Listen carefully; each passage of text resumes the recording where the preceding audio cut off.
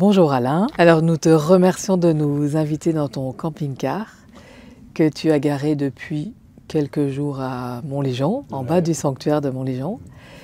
Est-ce que tu peux nous expliquer pourquoi tu es là aujourd'hui? Je suis venu l'an dernier, je suis arrivé à Montléjon le 15 août, à la fête mariale. Et j'étais dans un état de grande détresse.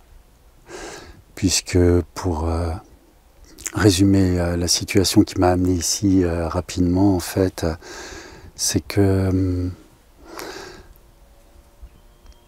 j'ai un de mes enfants, ma fille chérie, qui s'appelle Marion et qui a disparu. Elle est partie en voyage sur l'île de la Dominique, dans les Caraïbes. Et au mois de mars 2023, on n'a plus de nouvelles, alors qu'on était très en lien, très proches, quoi. Elle est partie faire un trek, donc elle est partie marcher seule sur l'île. Ça, je l'ai appris après, qu'elle est partie seule. Et voilà, et depuis, ça a été une quête, un effondrement, un rebond sans cesse avec l'espérance, et l'espérance qui chutait et qui revenait selon les rencontres qu'on a pu faire sur l'île de la Dominique, puisqu'on est parti chercher notre fille et soutenu par l'ensemble de la famille et un bon réseau d'amis qui vraiment nous ont aidés dans cette traversée. On a passé 4 mois sur l'île de la Dominique à chercher notre fille chérie.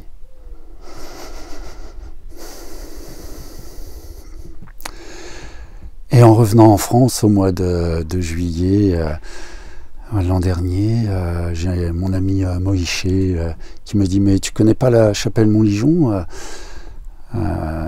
puisque tu es à côté, vu que ma mère elle habite à Nogent-le-Rotrou, j'étais chez elle. Il me dit « Mais va, tu vas voir, c'est un magnifique endroit, basilique, en pleine forêt, tu vas adorer ça. » Et je suis arrivé ici et effectivement, ici j'ai traversé, j'ai été accueilli d'abord par Don Paul, et qui m'a fortifié voilà, dans la démarche, puisqu'il a accueilli mon témoignage. Intérieurement, il n'y a plus rien. C'est que une interrogation permanente, quoi. Où es-tu? Où es-tu? Où es-tu? Et des rêves. Papa, viens me chercher. Papa, viens me chercher. Mais là, il n'y a pas de réponse possible. Il n'y a pas de... Si ce n'est que je cherche, et on a cherché, on a fait l'enquête, et on a fait venir les gendarmes, on a fait venir les chiens pour renifler les traces, et ils ont retrouvé une trace, mais le chien ne pouvait plus revenir le lendemain, donc ça a été une chute, un abandon. On a eu des témoignages, puis les témoignages se sont effacés, on a eu beaucoup de rebonds comme ça en 4 mois sur une île magnifique, ce petit endroit qui fait 20 km par 50 km, mais où il y a 380 rivières, 9 volcans, et là c'est la jungle, quoi. C'est un endroit juste incroyablement, ils appellent ça le cœur, la Caraïbe des Caraïbes. Et l'état intérieur, elle est juste un état de choc, de sidération, et où à ce moment-là, moi je pouvais prendre tous les messages qui m'étaient donnés d'espoir de l'extérieur, et il y en a eu beaucoup, parce que j'ai été confronté à ce moment-là à beaucoup de médiums qui sont venus dire leur opinion, ou dire allez chercher là, ou dire ah ben non mais là non, elle a eu un accident, elle est partie dans une rivière, ah ouais elle a eu un accident c'est vrai, mais pas toute seule, c'est parce qu'il y avait quelqu'un qui était là et ça s'est mal passé, quoi. Alors là voilà, des interprétations comme ça qui étaient puissantes et qui mettent encore plus de troubles. Et puis on a eu une autre interprétation, la cerise sur le gâteau, c'était ah mais non, elle est vivante là, mais elle est enfermée là, elle est enfermée, quoi. Et du coup, mais elle est prisonnière, quoi, et puis elle est droguée, et puis elle est abusée, et puis, mais on peut rien faire, il y a de la magie autour d'elle, du coup, ok, on va appeler les Africains, on va voir qu'est-ce qu'on peut faire. On est rentré dans des... Et à ce moment-là, moi j'ai dit stop, Seigneur, je suis remis derrière la croix, j'ai prié, j'ai dit il faut tout arrêter ça, parce que ça c'est la folie pure, quoi. Je pouvais plus. Et là il a commencé un processus, pour moi en tout cas, de revenir au Christ profondément, quoi. Et il n'y a que là où ça m'a permis de survivre dans ces moments-là. Qui est le Christ pour toi, Alain?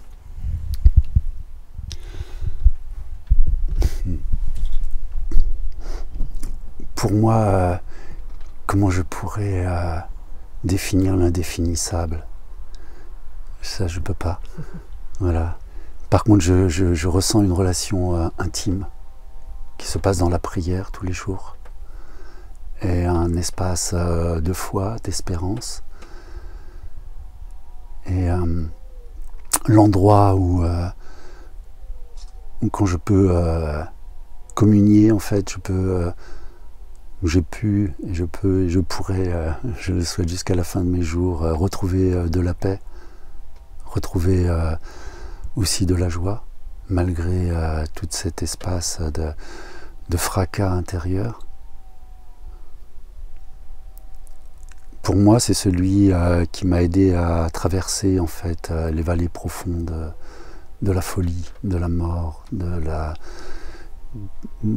des horreurs, de perdre.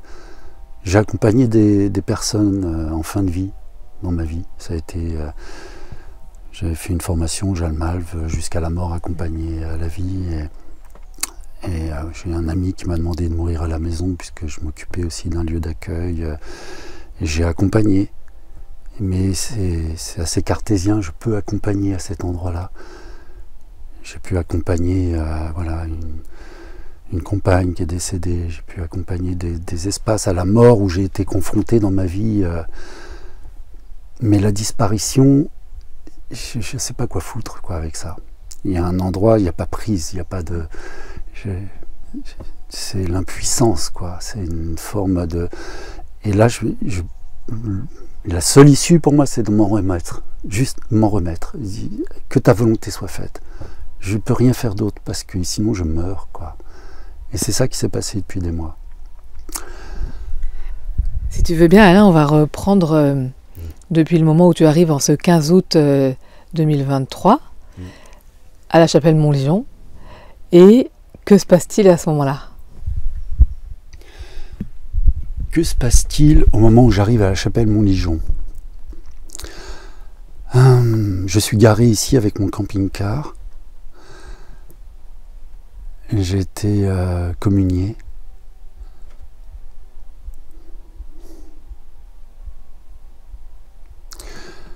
Je me suis effondré. J'ai pu lâcher toutes les larmes de mon corps. Et j'ai commencé à m'en remettre complètement et à dire ok, ici je peux mourir. J'étais prêt, quoi, parce que je sentais possible de faire ce passage, c'est-à-dire mourir. Je savais intellectuellement, enfin, que c'était une mort symbolique, qu'il fallait que je meure à quelque chose, quoi. Et en tout cas à un ancien qui était plus là, où voilà, je ne pouvais plus avoir de saisie, je ne pouvais plus, en tant que protecteur, en tant que papa, en tant que père qui protège ses enfants et qui là n'était pas là, il ne pouvait plus rien faire, quoi, je ne pouvais que abdiquer.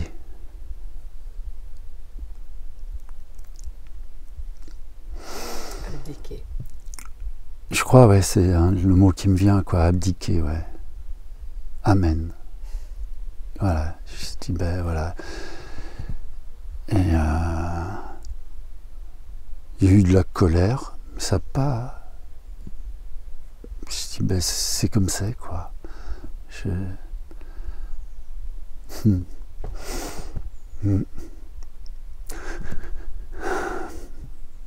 J'ai accompagné des personnes pendant plusieurs années dans ma vie. Des séjours de ressourcement, je suis thérapeute et je travaillais beaucoup avec l'outil de revenir dans l'ici et maintenant, de la pleine conscience, la marche lente, voilà, pour traverser tout ce qu'on avait à traverser. Mais là, il fallait absolument que ce soit moi qui sois accompagné. Et j'ai eu la grâce de trouver, le ciel m'a envoyé une thérapeute qui m'a accompagné bénévolement pendant 1 an, puisque depuis plus d'1 an, je suis dans la précarité, quoi. Je vis avec très très peu d'argent. Et elle m'a offert son accompagnement. Ça a été vraiment très très beau partage. Mais là, je suis passé à une autre étape. Il fallait la partie psychologique, mais il fallait la partie profonde, spirituelle de la foi et de la régénération intérieure. Et la guérison que je commence à sentir, en fait, elle vient de cette acceptation, et que c'est l'amour qui guérit, en fait. Et si je dis oui, je sens que ça guérit. Si je lutte, si je dis non, je souffre. En fait, c'est assez basique, mais je dis oui, tu dis non, quoi. Et si je résiste, et si je dis non, si je ne veux pas, alors que je souffre et je fais souffrir autour de moi. Et j'emmène aussi toute la lignée derrière moi, puisque je suis le papa et j'ai d'autres enfants et la famille. Et moi, je me suis accroché à l'autre idée, j'ai dit non, non, elle n'est pas morte, c'est pas possible, quoi. C'est pas elle, quoi. C'était une lumière, elle avait déjà fait voilà, des voyages depuis 10 ans, elle était une warrior, une femme qui a allumé, qui a réalisé dans sa vie tout ce qu'elle voulait réaliser, en fait. En 10 ans de temps, elle était juste incroyable. Chef cuistot, après elle voulait conduire des poids lourds, alors elle a conduit les poids lourds, après elle voulait faire la mécanique poids lourd pour assumer, réparer, ouais, après elle a aménagé son poids lourd, ouais, vraiment une lumière, quoi. Tu dis pas elle, quoi, pas toi, ma chérie. Ben non. C'est le fait d'accepter et de choisir la vie, enfin de choisir de rester avec le Christ, qui fait que tu sors de la colère. Que je sors de l'inacceptable, ouais, ça en fait partie, ouais. L'accepter, bien sûr, bien sûr. Et aussi le combat de la transformation. C'est-à-dire transformer effectivement la colère, transformer l'injustice, transformer ces endroits où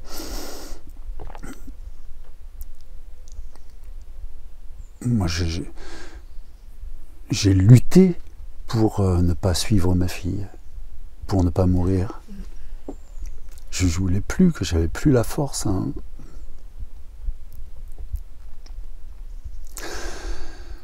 Je suis pas suicidaire, mais je ne voulais plus vivre. Je suis pas suicidaire, mais je voulais plus vivre. J'avais plus rien, quoi, dedans. Je dis, ce monde ne m'intéressait plus, quoi, à plein d'endroits, quoi. Donc ça a été des traversées, quoi. J'ai vu ô combien ça a percuté aussi mes enfants qui se sont aussi inquiétés à des moments, même si je leur dis non, ça va aller, quoi. Mais ils voyaient bien que ça va pas, bah oui. Puis eux aussi, ça n'allait pas à des moments. Mais donc il faut traverser et transformer ces étapes. La transformation intérieure, quoi. C'est contre, voilà, se laisser pétrir par la douleur, pétrir par le manque, par la souffrance, par l'injustice, et ne pas résister à ça. L'accepter pour que ça se transforme à l'intérieur et que ça reprenne quelque chose qui redonne du corps, en fait. Et c'est ce qui se passe depuis à peu près 3 mois, où là je sens qu'il y a quelque chose, une nouvelle pousse du terreau de la souffrance. Moi je suis un jardinier, alors je peux parler un petit peu comme ça parce que je trouve que c'est assez imagé, quoi. Et que sur les débris à l'intérieur, il renaît quelque chose. On peut transmettre ce qu'on a traversé, quoi, plus facilement que quand on ne l'a pas traversé. Oui. Voilà. Et je pense qu'à cet endroit-là, l'expérience, elle mature, quoi. C'est en chemin. C'est en chemin. Est-ce qu'on pourrait dire que ce que tu vis aujourd'hui, c'est une victoire de l'amour sur la mort? Même si c'est un chemin. C'est bien résumé. Voilà, j'aurais pas dit mieux. Oui, oui, oui. Oui, c'est très bien résumé. C'est une victoire de l'amour sur la mort. Ah oui. C'est moi qui étais là, c'est moi qui l'ai accueilli. C'est le premier être que j'ai. C'est ton premier enfant? Non, c'est ma 3e. J'ai 4 enfants. Et tu étais là pour elle? Et c'est, ouais. Ouais, la sage-femme était un peu plus loin, c'est moi qui étais là. Enfin, c'était on a un lien complètement particulier de toucher. Enfin, ouais, elle a toujours été celle qui a empêché de tourner en rond, quoi. Ah mais oui, il pleuvait, il y avait de la boue, elle était sous la gouttière, les pieds dans la boue, en train de rire aux éclats avec la vie, avec les éléments, et voilà, et elle savait ce qu'elle voulait, et quand il y avait un truc qui allait pas, c'est sûr que tout le monde le savait, quoi. Elle avait une parole de justesse, quoi. Et vous, là, les parents, vous faites que de la merde, quoi. Oh, ah, ouais, dans la famille, elle a vraiment ouvert une... Ouais, tu pouvais pas t'endormir avec... Non, c'est pas possible, quoi. T'as des enfants comme ça, voilà, jusqu'au bout. Voilà, d'avoir un projet, une idée, une inspiration, et de l'amener à bien, quoi, à terme, tout le temps, à réaliser, à mettre dans la matière, à faire ses traversées aussi intérieures, hein, mais voilà, ils sont partis en bateau de Marseille, en catamaran, elle n'a jamais fait de bateau. Elle a rencontré je pense, un beau jeune homme, et puis voilà, quoi, ils partaient en bateau, ils sont partis à plusieurs, du coup elle a fait la cuisine pendant plusieurs semaines sur le bateau pour tout l'équipage, pour se payer la traversée. Elle avait peur de rien, quand même. Non, elle était déjà partie en Inde, elle était déjà été au Portugal. Je la suivais plus, elle allait trop vite, quoi. C'était une lumière, elle a été trop vite pour moi. Je dis mais non, pas si vite, quoi. Enfin, merci la famille, quoi. Oui, c'est ça. Merci la famille, merci la maman, ouais, vraiment, ouais. Tout le monde se tient les coudes, et voilà, les grands-parents, enfin les mamans plutôt respectives, puisque les papas sont partis de mon papa et le papa de ma femme. Ouais, tout le monde a été très présent, très soutenant, et on a fait une cérémonie, une célébration à son anniversaire le 20 décembre. On s'est retrouvé une 50aine de personnes où chacun est venu offrir sa parole et son témoignage de qui était Marion pour chacun d'entre nous. Et ça, c'était important, ce rite ?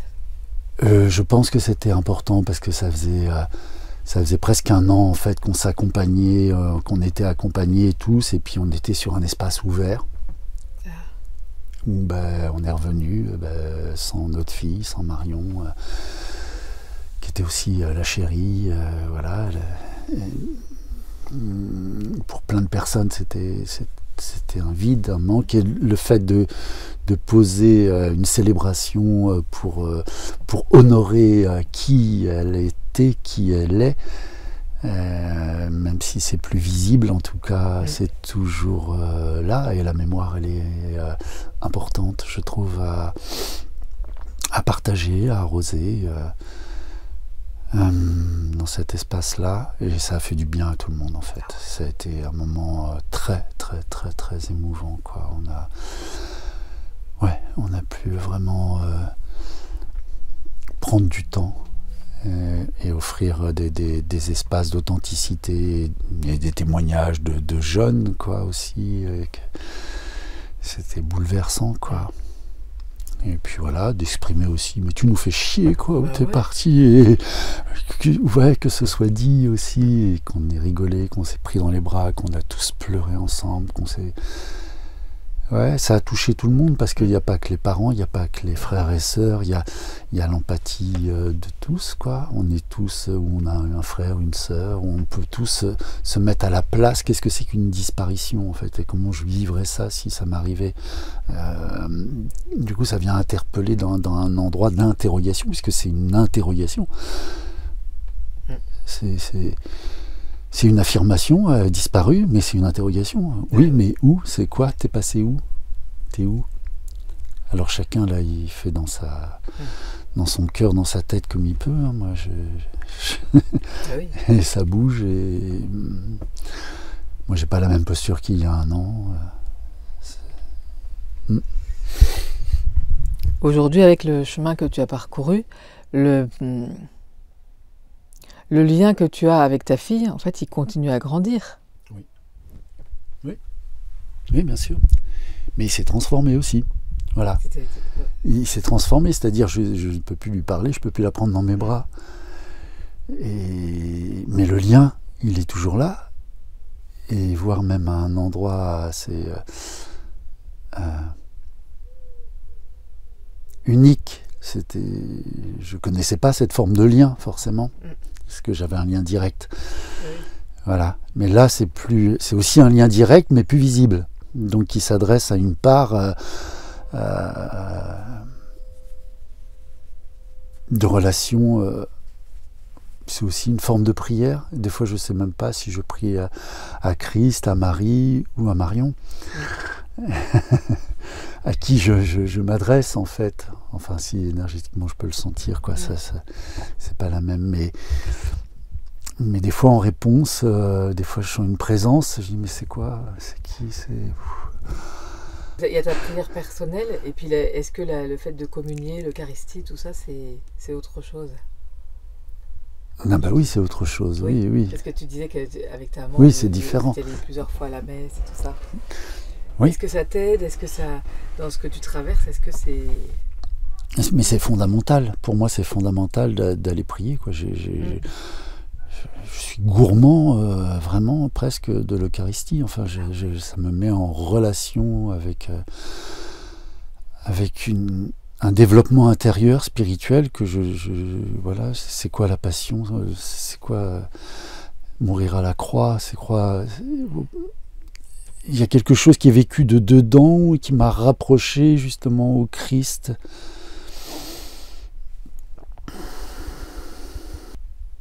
Ah, je peux... Bon, ok. Tu vas être vidé après.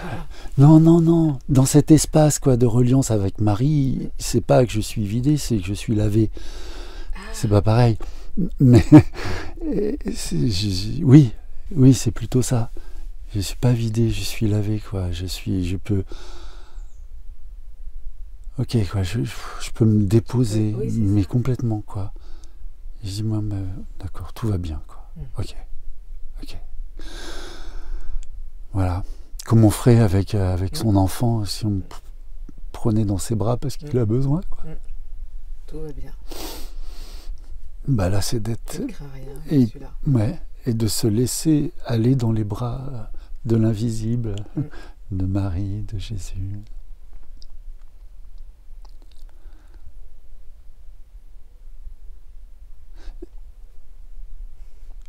Voilà, c'est pas parce que on voit pas, c'est pas parce que je vois pas que ça n'existe pas. Et juste ça, quoi, je le ressens et on le ressent. Si on le partage, c'est ça la communion, c'est qu'on ressent, quoi. Et c'est peut-être ça qui est pour moi l'essentiel de la guérison, c'est d'aller juste à cet endroit-là et d'arrêter de faire, ou d'arrêter de vouloir, ou je ne suis plus rien, quoi, et j'accepte de plus rien être, et puis d'accueillir juste, ok, voilà, je suis un petit enfant, quoi, c'est ça, je peux retourner le petit enfant, quoi. Toi, quelle est ton espérance aujourd'hui? Par rapport à Marion, dans ma psyché, en fait, depuis 2-3 mois, comme je disais, il y a un endroit qui a comme accepté, ça s'est écroulé en moi, il y a un barrage qui a lâché, que j'ai accepté qu'elle soit morte. Ça a dit ça à l'intérieur, et je me suis, mais là, vraiment bien bas, bien mis par terre, et hurlé tout ce que j'avais à pleurer. Et à partir de ce moment-là, il y a quelque chose d'autre qui est rené en moi, qui m'a permis, en fait, en acceptant la mort de ma fille, qui m'a permis de renaître. Alors, est-ce que c'est une défense, une protection, une réalité? Tout ça, je ne veux pas l'interpréter. C'est juste mon ressenti, mon vécu de ça.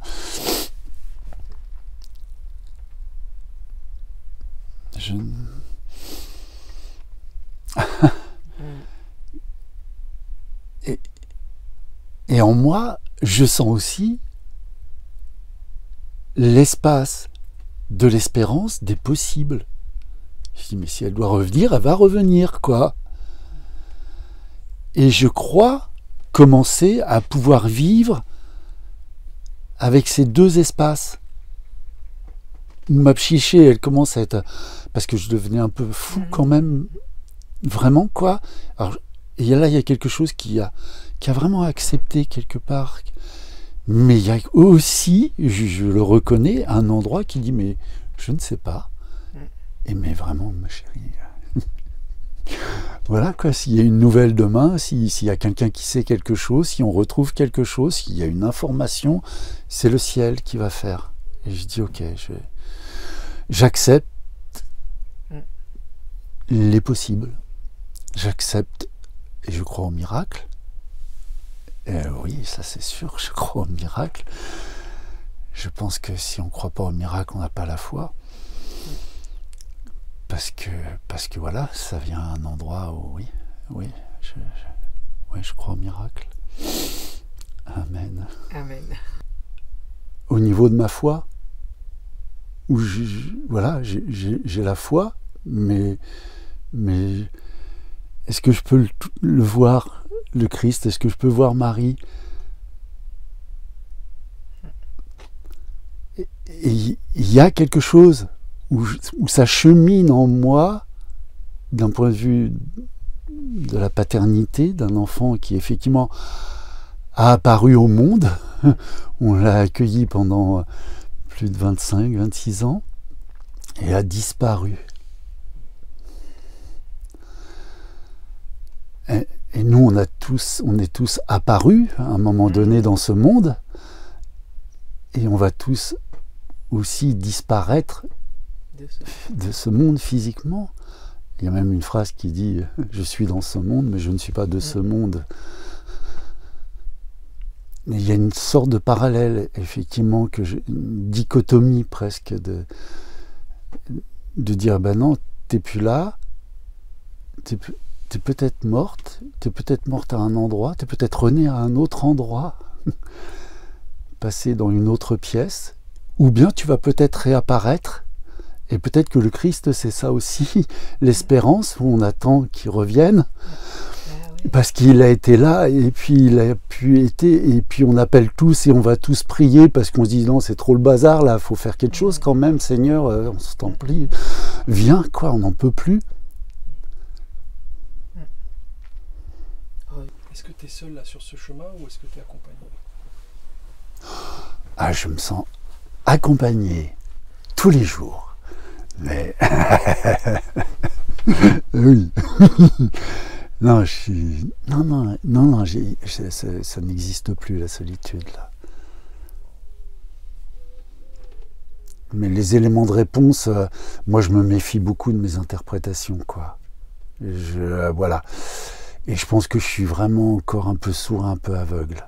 D'Alain, le petit Alain, il a été baptisé grâce à ses parents. Voilà, et je les remercie vraiment. Pour moi, c'est important d'avoir été baptisé. Ça, c'est l'endroit de mon espérance. Moi, je n'ai pas fait baptiser mes enfants parce que j'étais dans cette mouvance où ils choisiront, ils feront comme ils voudront. Voilà, bon, je chemine avec ça, je prie, je verse des larmes. Je les emmène avec moi quand je communie.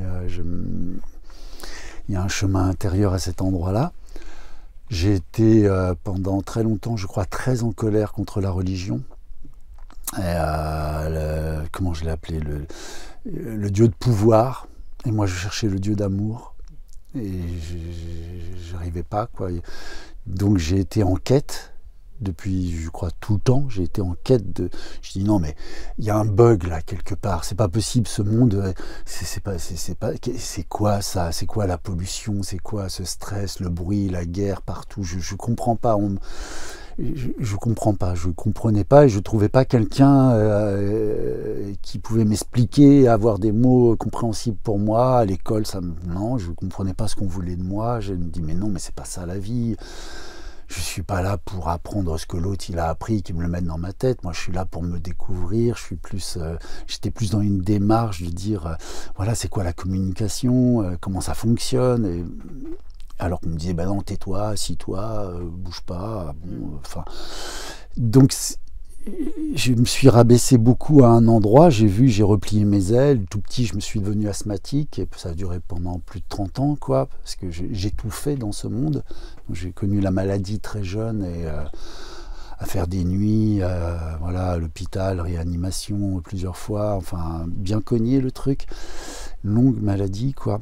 Donc la solitude, non, la maladie est une bonne compagne, hein, ça enseigne beaucoup, quoi. L'étouffement, c'est quelque chose de très vital, très vite. Mais du coup, j'ai cherché dans d'autres spiritualités, dans d'autres religions. Voilà. J'ai trouvé des réponses proches du Christ pour moi, au village des Pruniers, chez Thich Nhat Hanh, à travers la pleine conscience, la marche lente, et qui étaient des outils d'expérimentation. Donc quand tu mets un quart d'heure pour aller de la table à la toilette là-bas ou quoi, le mental, c'est sûr, il est obligé de changer, quoi. Et voilà, ou de marcher lentement dans le métro, par exemple, où tout le monde court, ça c'est intéressant, quoi. Ou dans le supermarket, quand tout le monde fait la queue, est un peu... Eh ben, ouais, t'apaises tout, là, tu dis au mental, ok, là c'est pause, et tu reviens dans le cœur. Et pour moi, c'est ça qui m'a ramené aussi dans cet espace de l'instant présent, de la qualité de l'instant présent. Et dans la prière, c'est ce que je retrouve, mais seulement en plus il y a une intention. Voilà, donc ça a amené, et moi c'est deux piliers forts dans ma vie au jour d'aujourd'hui qui me tiennent, quoi. Tu te souviens du moment auquel tu as basculé de la pleine conscience, conscience du présent, vers la prière? Parce qu'il y a quand même ces deux environnements un tout petit peu... Ça se marie. Ça se marie, il y a pas, c'est pas antinomique. C'est un mariage intérieur. Enfin, comment tu passes une cuisine. Tu regardes l'espace, oui. tu regardes Jésus. Enfin, tu vois, ben pour moi, c'est juste une porte d'entrée pour y aller. La pleine conscience, cet espace de revenir dans l'ici et maintenant, c'est comme si ça me donnait la clé pour rentrer dans le paradis qui nous est offert à tous, dans l'ici et maintenant. Et après, là, il y a la grâce, il y a le Saint-Esprit. Vraiment, tu vois. Ça, c'était il y a longtemps? Non, non. Non, ces prises de conscience-là, il y a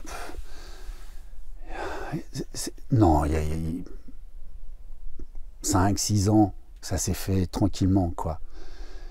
Ouais, ça s'est fait tranquillement selon les périodes de vie où j'ai été plus ou moins chahuté, où j'étais plus ou moins disponible à cet espace-là. Mais là, c'est revenu fortement. Oui, là, ça revient fortement, oui. Et heureusement pour moi, enfin je veux dire, ça m'a aidé, quoi, à retrouver un espace où j'avais l'entraînement. Tu vois, le mental, pour moi c'est la zone la plus compliquée, en fait. C'est comme un ordinateur, c'est comme un véhicule qui est toujours en mouvement. Et cette époque, cette société, c'est ça, il y a de la sollicitation tout le temps. Et c'est de trouver cet espace qui fait pause. Mais pause, quoi. Et la lenteur, pour moi, a fonctionné à cet endroit-là pour faire pause. Donc j'étais entraîné à cet endroit-là. Et là, quand ça s'emballe trop, pause. Et c'est plus efficace que de boire un coup. Alors comment on fait pause, voilà. Concrètement? Concrètement, ouais. Ah, ça c'est un exercice très pratique par contre. On pourrait aller faire une petite marche lente, où je vais dire, tu vas embrasser la terre avec tes pieds. Parce que la terre, elle est vivante, tu es vivant, moi je suis vivant.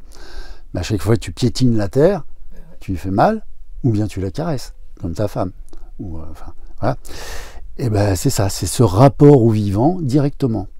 Donc à l'air, le rapport à l'écoute, le chant de l'oiseau, marquer l'arrêt. Comment je fais pause, c'est je marque l'arrêt.